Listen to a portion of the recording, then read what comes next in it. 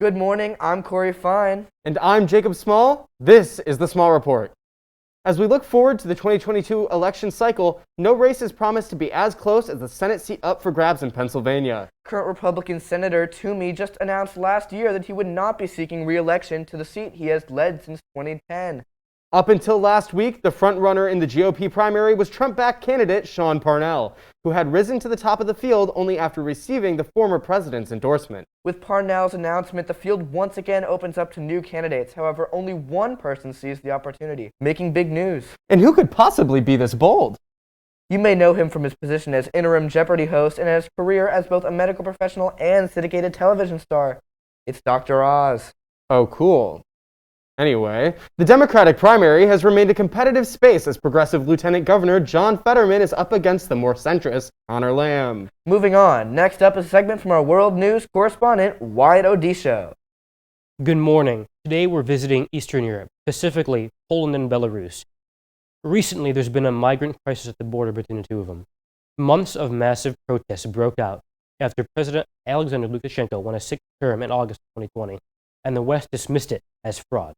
Then began a fierce crackdown in Belarus that resulted in more than 35,000 people being arrested and many being beaten by police.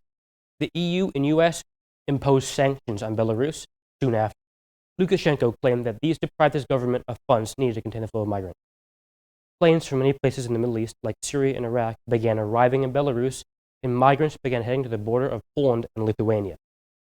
Poland blames the influx of migrants on Lukashenko as a form of reprisal, but Belarus claims that the migrants came to Belarus legally and went to the border with Poland on their own. Poland has tightened its security, bringing 15,000 men to defend the border, and has created a 2-mile deep buffer zone to prevent illegal border crossing. Migrants at the border are facing horrible conditions like freezing weather and lack of food.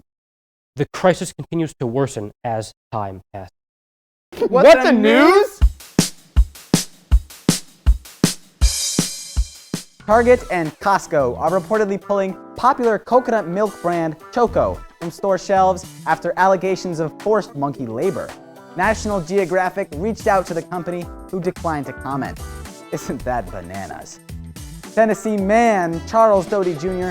was reportedly not happy after he was told his Little Caesars pizza was not, quote, hot and ready, end quote.